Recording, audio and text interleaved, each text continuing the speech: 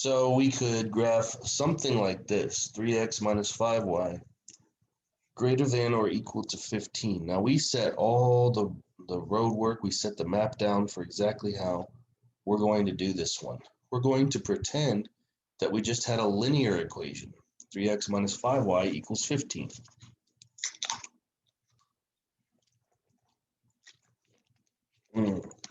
Nothing like crisp water for a dry throat. So 3x minus 5y equals 15. We're going to pretend like it's just that line. Now to graph that line, there's a couple things you can do. You can solve this and put it back into y equals mx plus b form. That is totally fine. And then once it's in y equals mx plus b form, you can graph the line by graphing the y-intercept and then also using the interpretation of slope, the rise over run, to find the second point, and then you can create your line. The way they do it, though, they say, well, this is in the older form for the equation of a line, 3x minus 5y equals 15. So let's do it with the intercepts. So to find the x-intercept, remember, you basically are going to delete your y by plugging a 0 in for it. That just leaves you with 3x equals 15. And so your x-intercept is basically 5, but remember, it's secretly 5, 0, because it has to be a coordinate. So you're going to graph 5, 0, that's on the x-axis. Next up, we'll find the y-intercept. Now to find the y-intercept, we plug a 0 in for x. The reason is the y-intercept is where y is important. Y gets to be the star of the day. And so we don't want y to go away, we want the other variable to go away. So once you plug in a 0 for x, you get negative 5y equals 15. Divide both sides by negative 5, get out of here, you get y equals negative 3. And so remember, that's really secretly the point 0, negative 3. Once I do that, there we go.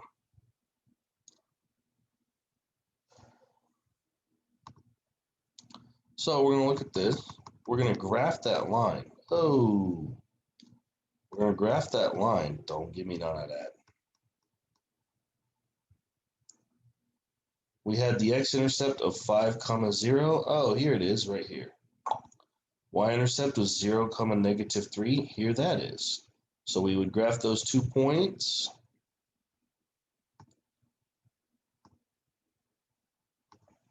Five, 0, 0, negative 3. There they are.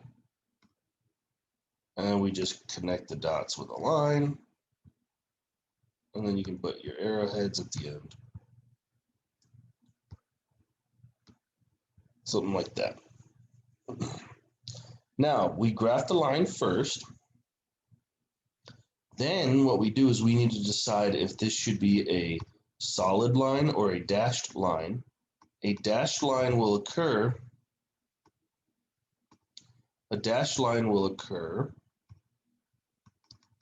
It depends on what you have.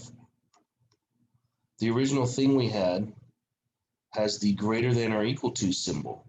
So that means it's actually going to be a solid line, not a dashed line. So we leave it solid. Now here's the next thing we have to do. We know there's going to be some shading. And I refuse to make the joke. I'm tired of the joke. No more joke. The slim shading joke. No, it's dead.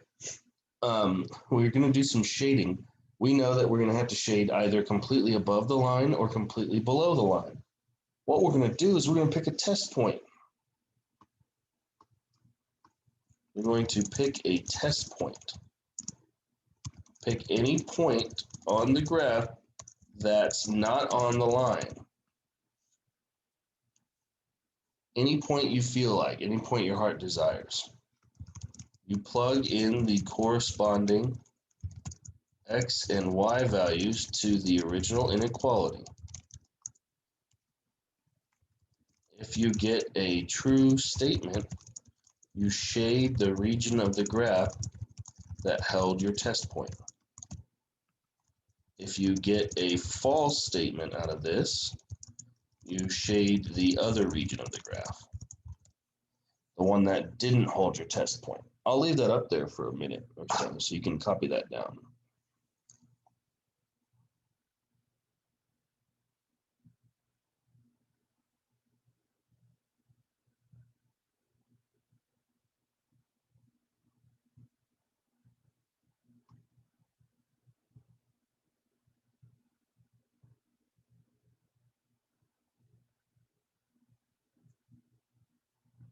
I'll give you about a minute to copy that down.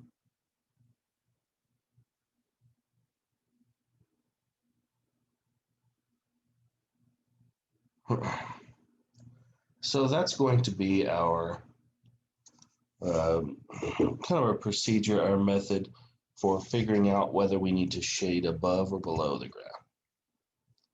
So hopefully you've copied that down.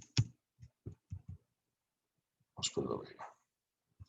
So we got to pick a test point somewhere on this graph. It can't be on the line itself. Every point on the line is a solution because this is a solid line. But we can pick something that's either up here or down here. So I've got a lot of options. Let's pick an easy one. Let's see. I could do the point 7 comma negative 2. I could do this point down here. That's 7, negative 2. I could do that because it's not on the line. I could do this point over here, 4, 4. But guess what, friends? I'm almost always going to want to pick the origin unless the line happens to cross through the origin. I'm going to want to pick the origin because that's the point 0, comma 0. And all I got to do then is plug zeros in.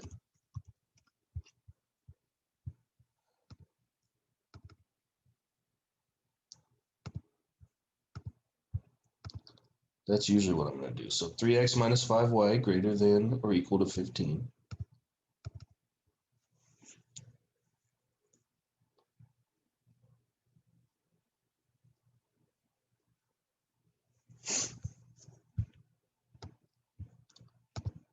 The test point I want to use,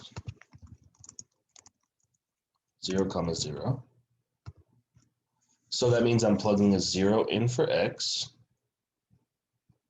a 0 in for y, and I'm asking, is this true? Is it greater than or equal to 15? Well, you're going to get 0 minus 0, essentially. You're going to get just 0 on the left-hand side. Is 0 greater than or equal to 15? Well, I don't think so. I think this is a false statement.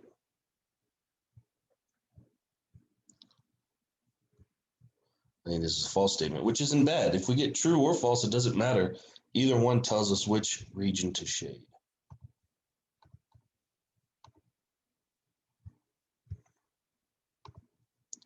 It's going to be very telling. Here's our test point right here, 0, comma 0, but it produced a false statement, so we're going to shade the other region. And so all this gets shaded.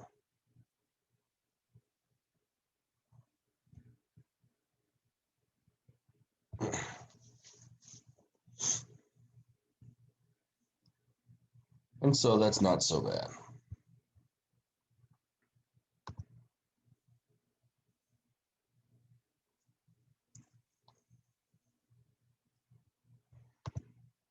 It's not so bad. It's not so bad.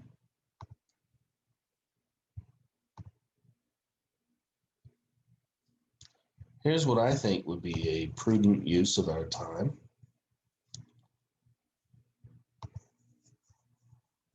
I'm going to work on a couple of these problems with you here in MyLabs Plus.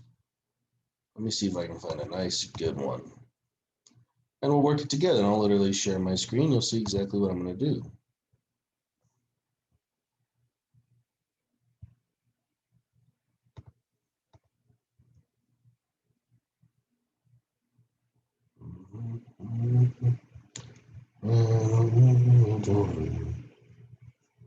All right, let's try this.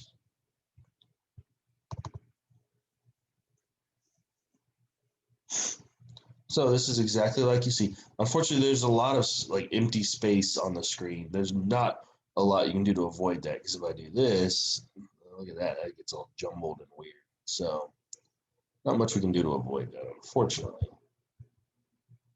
It's just how it goes sometimes. We'll graph an easy one. X plus y greater than or equal to 4. Well, with the way it's written, we may want to just graph that using the intercepts because it's not written in y equals mx plus b form. So x plus y greater than or equal to 4. Let's start doing the legwork.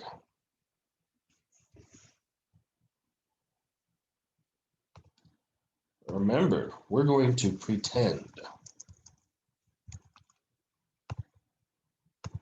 We're going to pretend that's really x plus y equals 4.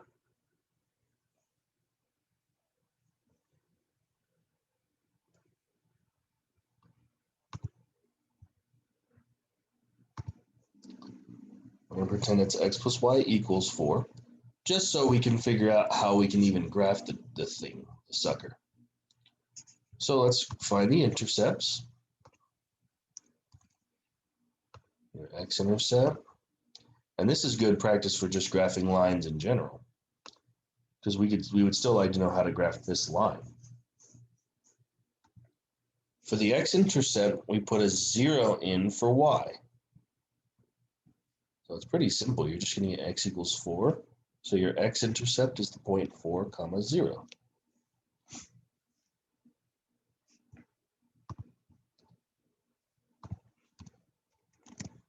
Your y-intercept, you're going to plug a 0 in for x now. You should get y equals 4, and so you're going to have the point 0, comma 4.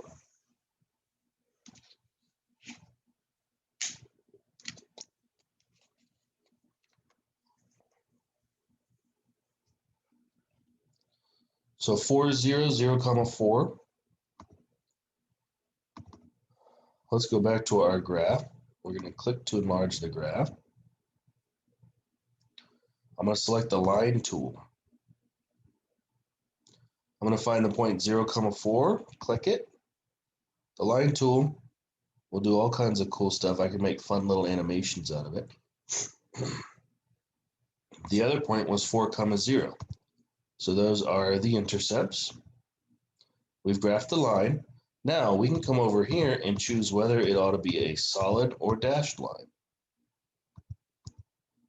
Well, remember it was x plus y greater than or equal to 4. The or equal to makes it a solid line. Finally, we need to take a test point and plug it into the inequality. Once again, this thing does not, the line doesn't cross through 0, 0. So let's use 0, 0 as our test point. So test point 0, comma 0. We'll plug in a 0 for both x and y. We're asking, is this a true statement? Well, you end up with 0 greater than or equal to 4. That's clearly false.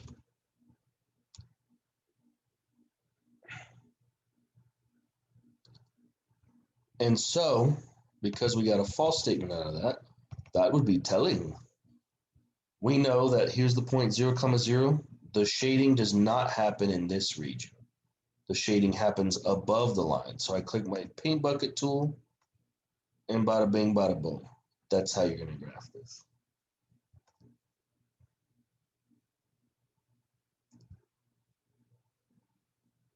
So let's see if we can find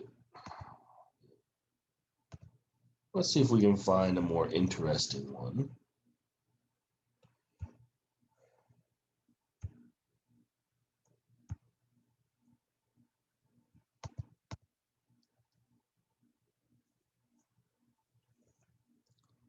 There's a couple of them. Let's try this one on for size. Y greater than negative 4/5 x.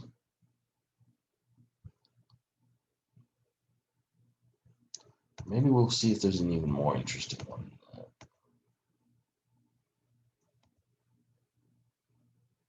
Let's do this one instead. y less than 1/4 x. Now here's what you're tempted to do. Well, for one, we can't use the intercepts here. A, because it's almost written in the y equals mx plus b form. So we want to use the slope and the y-intercept. Now remember, this is really plus 0. If it's not otherwise written, it's plus 0. So whenever we pretend that it's the equation y equals 1/4 x, we're going to also put a plus 0 there.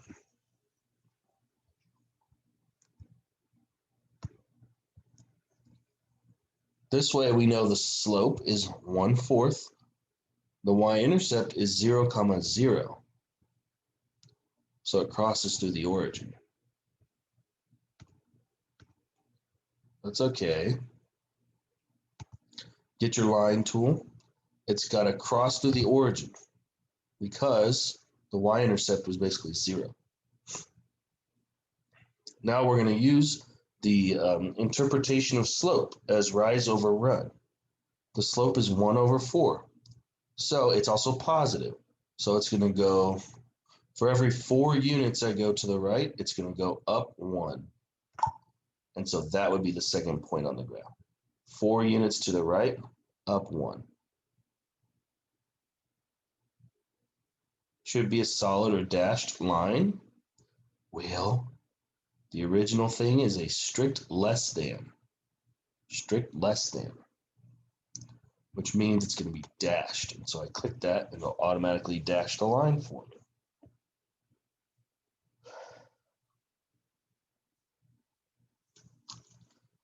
Now, SpaghettiOs.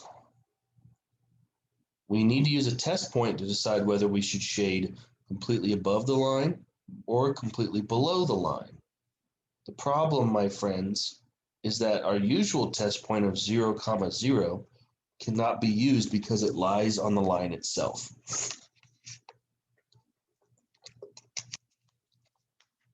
You can't use a test point that's on the line. That's okay, excuse me. Just go find yourself another test point. How about 0, 6? Here we go. 0, 6.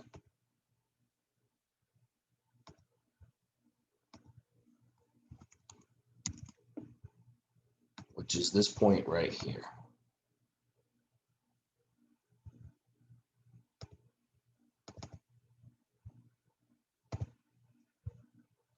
So we have y less than 1/4 x, our test point, 0, 6. So we're going to plug a 0 in for x and a 6 in for y. So 6 for y, we're asking a 0 in for x. 1/4 times 0, just like anything times 0, is 0. Is 6 less than 0? No, it is not. False. If we'd gotten a true statement, we would shade the region of the graph that has 0, 6. In other words, we would shade this region of the graph up here. But we got a false statement, so we're going to shade below it.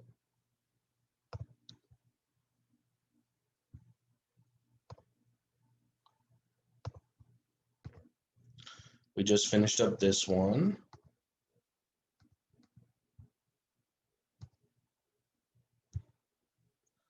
Let's look at a couple more. This one's interesting. X greater than or equal to -5. Well, remember, we're going to pretend that's the linear equation x equals -5. Always pretend it's the equation whenever you start the process. If that's the equation x equals -5, wait a minute, we did this kind of one last time, yesterday. We said that's going to create not a horizontal line, but a vertical line. a vertical line that crosses through at 0, -5. So this point right here, or excuse me, -5, 0, pardon me, is -5, 0.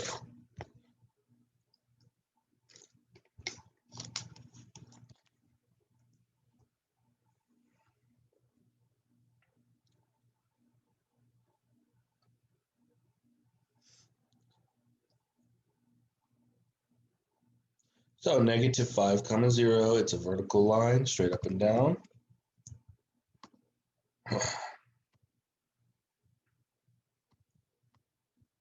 So we've graphed the line itself. Should it be solid or dashed? Well, the original inequality has a greater than or equal to. The or equal to implies that it should be solid. So we've got that figured out. Now the cool thing about this, whenever it's simple like this, you only have a single variable, it's on the left-hand side, and you have everything else on the right-hand side. When it's relatively simple like this, you can say that greater than means to the right of. So I'm actually just going to be shading that. If you don't trust that, all right, that's okay. We have x greater than or equal to -5. We will try the test point. Let's try 0, 0 again. If you remember from the graph, that test point is not on the line itself, so it's good. There's no y to even plug a 0 in for. You just have to plug a 0 in for x, basically.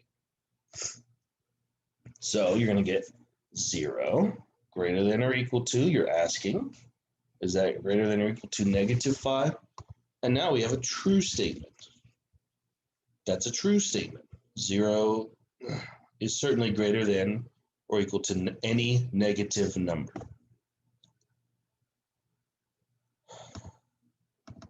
So here was our test point, 0, 0. Right there was our test point. And so we shaded the entire region that has that test point in it. Good stuff. And that's how it works. So remember how the graphs of vertical lines go. It's whenever you have x equal just some constant, whenever there's no y involved, but you're graphing it on an xy coordinate plane, you're going to create a vertical line.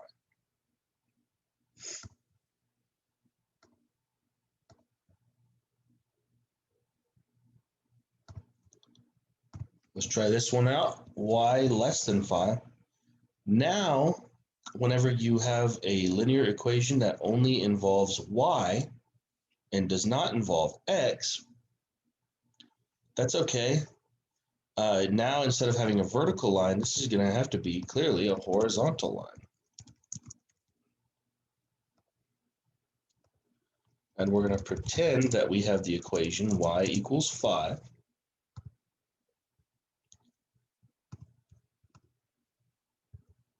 So if you come over here, it's a horizontal line.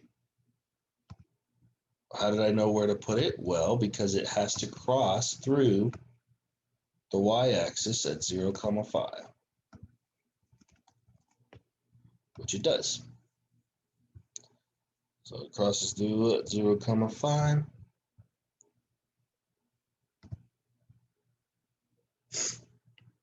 Now, should it be a solid or dashed line? Well, since we had y strictly less than 5, it's a dashed line.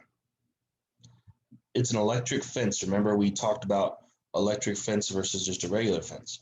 An electric fence is one that you can get close to, but you're not allowed to touch it. Or if you do touch it, you're going to get a nice shock, and you don't want to get a shock. So we're going to call whenever it's a strict less than or a strict greater than. That means you can't actually approach the number or be at the number itself. You can only approach it, but not be it. So you think of that as the electric fence. If it was less than y less than or equal to 5, you could just use a solid line and say that's just a regular fence. You can walk up, you can get close to a regular fence, You can also touch the regular fence and you're not going to get shocked. You're going to be okay. Once again, we'll choose a test point to determine where we should shade. My test point can be 0, 0 again because that's not on the line.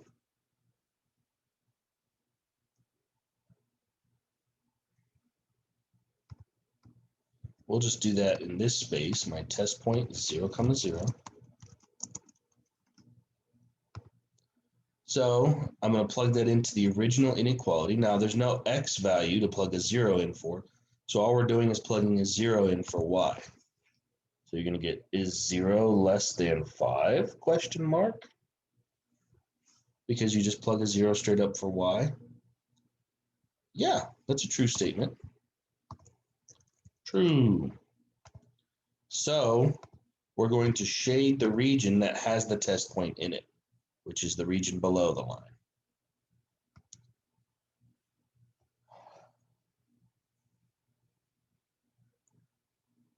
Very good, very good. Let me see if there's one more interesting one in here that we should look at. So give me just a New York minute.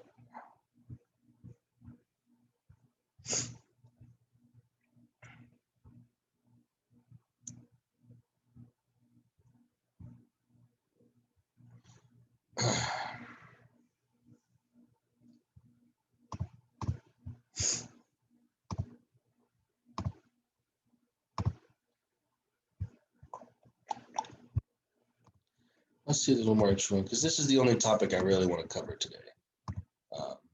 Just because we have only a handful of more topics to cover and then we're actually done with the course. So yeah, that's why I wanted to do the 0332 portion, the first half of the class. I wanted to get it done a little bit early because I just don't think there's enough material to cover even half of a full semester. And that way we can spend a little more time with the 1332 material, which is going to be more interesting anyways. Remember, you have an exam next week. I'll be posting an announcement later, but basically your exam is going to cover all the material. If you go to MyLabs Plus, all the material for homeworks that are due tonight, February 11th, and also the homeworks that are due next Thursday, February the 18th, which is already up and available for you to work on MyLabs Plus. So keep that in mind.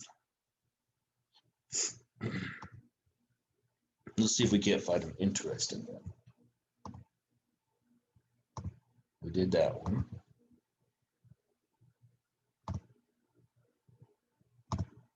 One more for the Gipper. Yeah, we'll do this one. Well, maybe not. Hold on. Okay, this is more interesting. Okay, so we're going to do 7y minus 2x greater than 14.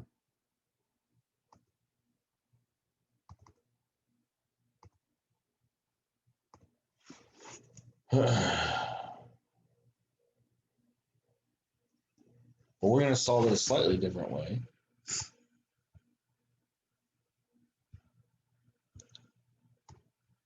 Now, a quick note, the online homework probably wants you to graph using the x and y intercepts. I'm going to bet that's what it wants.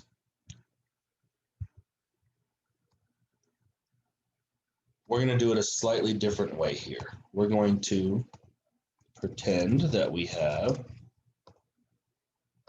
7y minus 2x equals 14.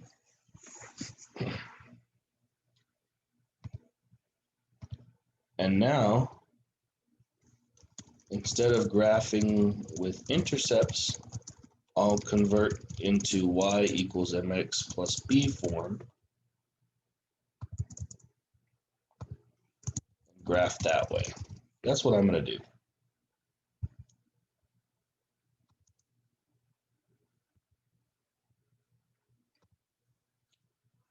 In other words, I'm going to solve this equation for y because I think that's some good practice for you. So I want to isolate y in this equation. I'm going to have to then move the negative 2x over to the other side. I'm going to have to add 2x to both sides. And I'm going to put the 2x first. So I'm going to have 7y equals positive 2x. And then since it was positive 14, let's just add it onto it.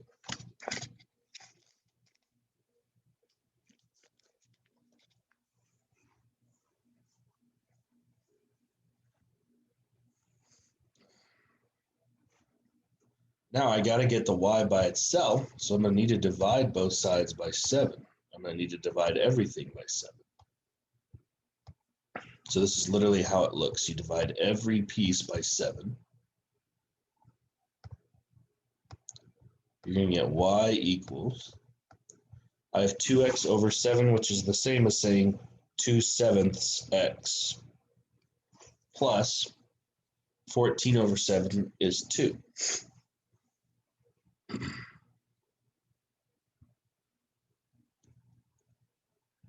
And so I have a slope,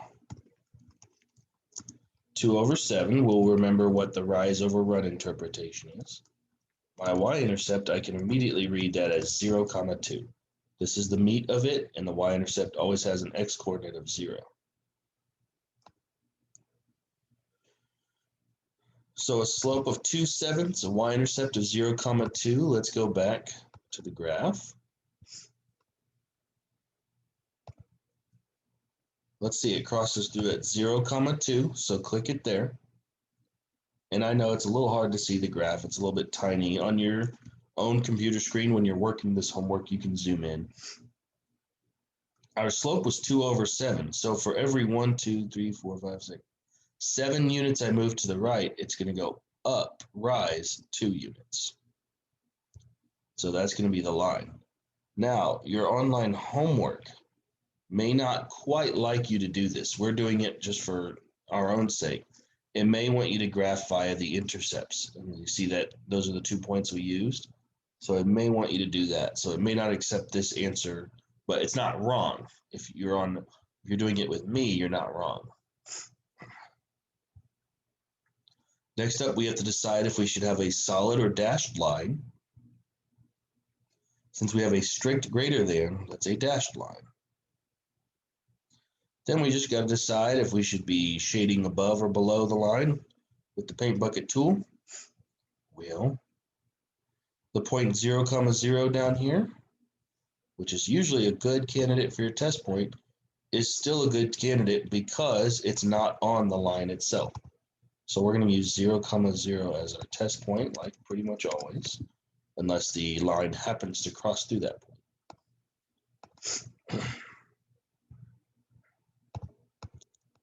So our test point, 0, 0. Plug a 0 in for x, plug a 0 in for y. It'll be 7 times 0 minus 2 times 0 greater than 14. We're asking if that's true. You end up with 0 on the left greater than 14. Well, that's not true. That's clearly false. That doesn't make any sense. 0 is certainly not greater than 14, so it's false. So the region we're going to shade is not the region that contains 0, 0. It's the other region.